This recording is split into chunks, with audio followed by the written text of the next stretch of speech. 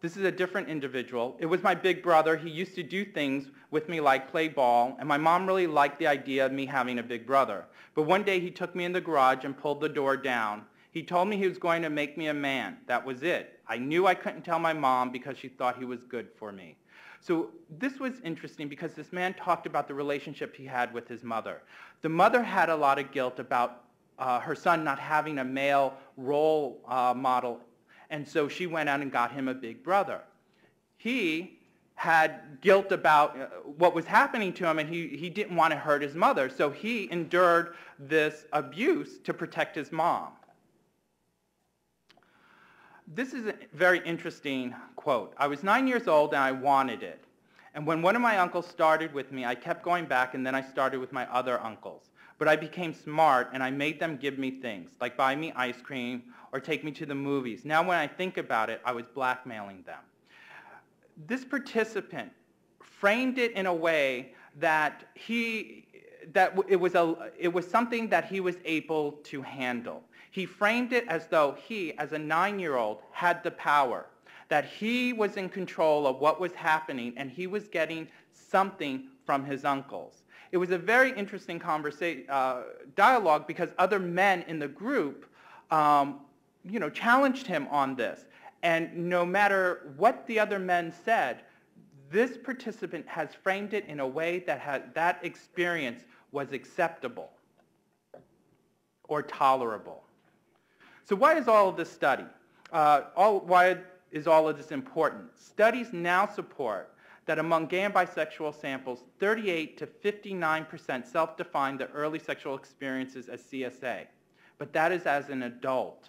Only less than 1/5 initially perceive it as sexual abuse at the time of the experience. Now, factors associated with defining it as abuse include younger age. So the younger that the boys are, the more likely they are to interpret this or appraise this event as negative, and the larger the age gap between them and the perpetrator. Defining CSA was also more common when physical force or injury was occurred, so someone physically threatening them, and also, and this was really fascinating, also when emotional hurt or emotional manipulation was involved. When their feelings get hurt, things don't feel right. It's not just physical, that makes them, this doesn't feel right. It's also emotional.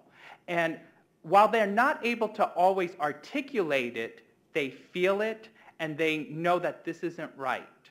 And, as adults, we have to recognize this because that may be a sign that that child is experiencing something unpleasant. Right? We know that children cannot always articulate what is going on in their lives. Adults can't do it. Important to understand appraisal of early sexual experiences and influence on sexual and psychological health, PTSD, depression, sexual identity, substance use, sexual risk behaviors. Many questions still need to be explored. Does it matter whether men appraise these experiences as positive or negative? In these groups, we had men that were across the spectrum when it came to defining these experiences as positive or negative. But they were all HIV positive. Many of them, about a third, also reported having histories of intimate partner violence. For those who do not define the experience as negative, are they using other coping strategies, avoidant coping strategies? Are they using drugs and alcohol? Are they simply ignoring it? Or as in the case of the one participant, have they reframed the experience into a situation where they're able to tolerate it? I was in control, and as a 9-year-old, I wanted it. Okay. How do these experiences affect images of masculinity? What does it mean to say that you were abused, that you were, as a man, that as a boy or adolescent, you were sexually abused? 1, by another male, or 2, by a woman. How does that affect how you see yourself today? Is CSA more likely to lead to unhealthy adult intimate relationships? We're getting more and more information that people who have these experiences are not able to set safe boundaries and say, no, I will not do that. So understanding how non-gay identifying black bisexual men interpret early sexual experiences may have an impact on current sexual decision making, on sexual identity, and the ability to form healthy adult sexual relationships. The impact of early sexual experiences must be considered when we start looking at HIV prevention and risk reduction interventions. This study was funded by NIMH and the Centers for Culture, Trauma, and Mental Health Disparities and the AIDS Institute. So thank you.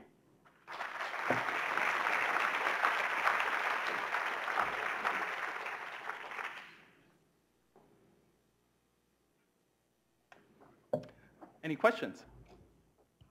I've appreciated sort of the inclusion of child sexual assault in the conversation, but given that there's a camp that tends to equate early childhood sexual experiences with the development of a gay identity, how do you choose to frame your work, or how do you choose to disseminate your work such that paralleling doesn't occur, especially given that one of your participants stated that an early sexual assault by a female impacted not liking females?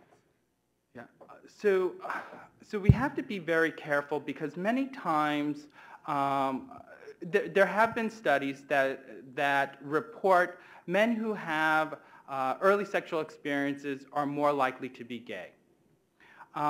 We have to be careful with that. There was one study, all of this research is retrospective. We're asking men to remember, their past. But there was one study that was very interesting, and what it did was it asked men to think back when they thought they were gay. When did they first start to feel attraction to other men? And then when did the abuse happen?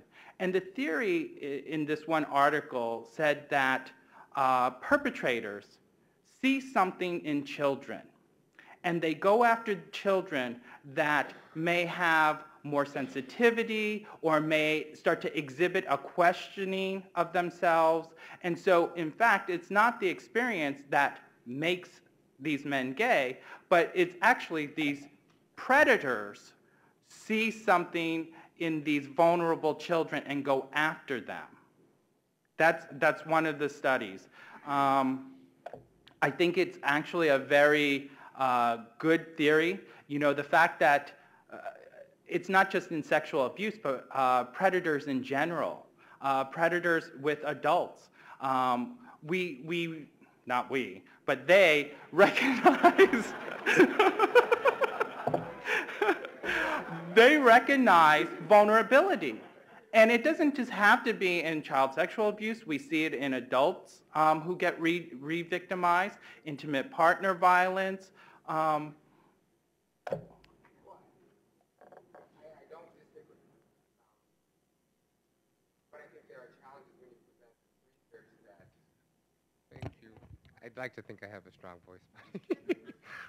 I don't disagree with that idea. I think the challenge is sort of that you can't control what the consumer takes from the research that you put out there, which means that there's a lot of work that needs to be done up front such that it leaves little wiggle room for the interpretation that early childhood sexual experiences leads to the formation of a gay identity.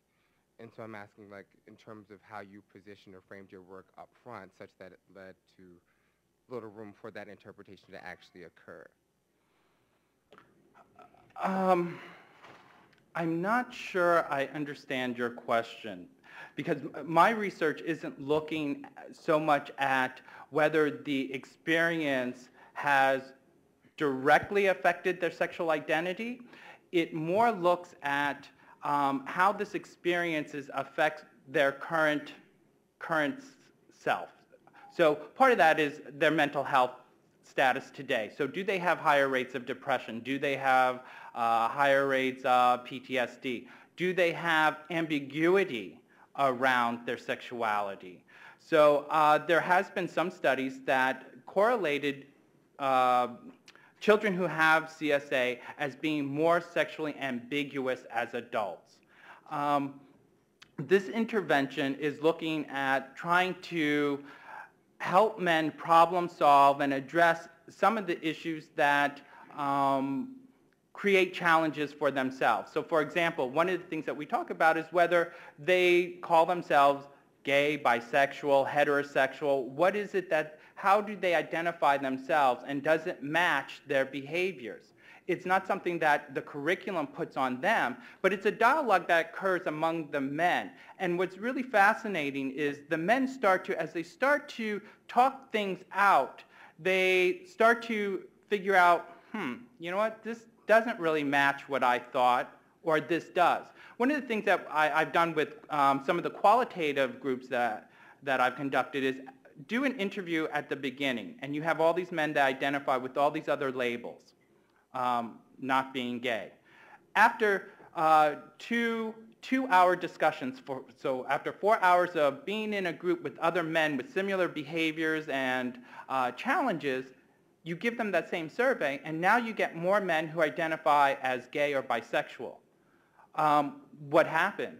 Well, maybe they feel more comfortable and have now identified with another label. Maybe it's the fluidity that was talked about earlier, you know, depending on the time and place, let me put this hat on. And this is not unusual for ethnic minorities.